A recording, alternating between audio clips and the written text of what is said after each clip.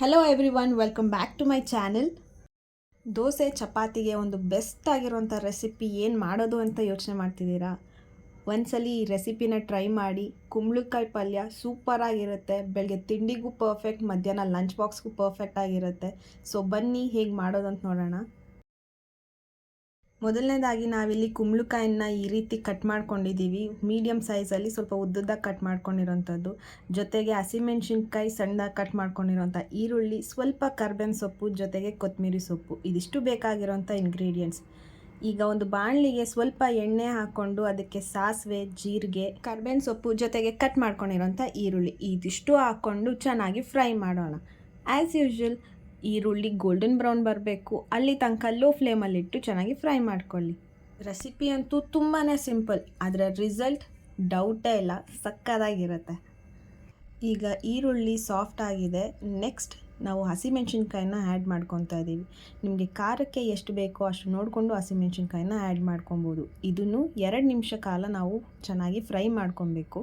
ಈಗ ಹಸಿಮೆಣ್ಸಿನ್ಕಾಯಿ ಎಲ್ಲ ಚೆನ್ನಾಗಿ ಫ್ರೈ ಆಗಿದೆ ಅಂದಮೇಲೆ ಶುಂಠಿ ಬೆಳ್ಳುಳ್ಳಿ ಪೇಸ್ಟ್ನ ಆ್ಯಡ್ ಮಾಡಿಕೊಂಡು ಅದರ ಹಸಿ ವಾಸನೆ ಹೋಗೋ ತನಕ ಚೆನ್ನಾಗಿ ಫ್ರೈ ಮಾಡಬೇಕು. ನೋಡಿ, ಈ ರೀತಿ ಎಲ್ಲನೂ ಚೆನ್ನಾಗಿ ಸಾಫ್ಟ್ ಆಗಿದೆ ಅಂದಮೇಲೆ ಕುಂಬಳಕಾಯಿನ ಆ್ಯಡ್ ಮಾಡ್ಕೊತಾ ಇದ್ದೀವಿ. ಕುಂಬಳಕಾಯಿನ ಆ್ಯಡ್ ಮಾಡಾದ್ಮೇಲೆ ಈ ರೀತಿ ಚೆನ್ನಾಗಿ ಮಿಕ್ಸ್ ಮಾಡ್ಕೊಳ್ಳಿ. ನಾವು ಹಾಕಿರುವಂಥ ಎಲ್ಲ ಪದಾರ್ಥಗಳು ಅದಕ್ಕೆ ಹೊಂದ್ಕೊಳ್ಳೋ ರೀತಿಲಿ ಚೆನ್ನಾಗಿ ಮಿಕ್ಸ್ ಮಾಡಿ. ಈಗ ಇದ್ರ ಜೊತೆಗೆ ಒಂದು 1/4 ಟೇಬಲ್ ಸ್ಪೂನಷ್ಟು ಅರಿಶಿನ ಆ್ಯಡ್ ಮಾಡ್ಕೊತಾ ಇದ್ದೀವಿ. ಕಲರ್ ತುಂಬಾ ಚೆನ್ನಾಗಿ ಕೊಡುತ್ತೆ. ಮಾಡೋಕ್ಕೆ ತುಂಬಾ ಸಿಂಪಲ್ ಆಗಿರೋವಂಥ ರೆಸಿಪಿ, ಆದರೆ ದೋಸೆಗೆ, ಚಪಾತಿಗೆ ಮತ್ತು ರೊಟ್ಟಿಗೆ ಒಂದು ರಿಚ್ ಟೇಸ್ಟ್ ಕೊಡುತ್ತೆ. ತುಂಬಾ ಚೆನ್ನಾಗಿರುತ್ತೆ. ಟ್ರೈ ಮಾಡಲೇಬೇಕಾಗಿರೋಂಥ ರೆಸಿಪಿ. ಈಗ ರುಚಿಗೆ ತಕ್ಕಷ್ಟು ಉಪ್ಪನ್ನ ಆ್ಯಡ್ ಮಾಡಿಕೊಂಡು ಚೆನ್ನಾಗಿ ಮಿಕ್ಸ್ ಮಾಡ್ತಾಯಿದ್ದೀವಿ. ಇದು ಮಾಡೋಕ್ಕೆ ಜಸ್ಟ್ 15 ನಿಮಿಷ ಸಾಕು, ಬೇಗನೆ ಮಾಡ್ಕೊಬೋದು. ಕುಕ್ಕಿಂಗ್ನ ಈಗ ಕಲಿತಿದ್ದೀವಿ ಅನ್ನೋರು ಇಂಥ ಸಿಂಪಲ್ ರೆಸಿಪಿಯಿಂದ ಟ್ರೈ ಮಾಡಿ. ಸೊ ನಿಮಗೂ ಕಾನ್ಫಿಡೆಂಟ್ ಬಿಲ್ಡ್ ಆಗುತ್ತೆ, yes even I can cook better ಅಂತ. ಈಗ ನಾವು ಚಿಕ್ಕ ಗ್ಲಾಸಲ್ಲಿ 1 ಗ್ಲಾಸಷ್ಟು ನೀರನ್ನ ಆ್ಯಡ್ ಮಾಡ್ಕೊತಾ ಇದ್ದೀವಿ. ಅದು ಬೇಯಿಸ್ಕೊಳ್ಳೋಕ್ಕೋಸ್ಕರ.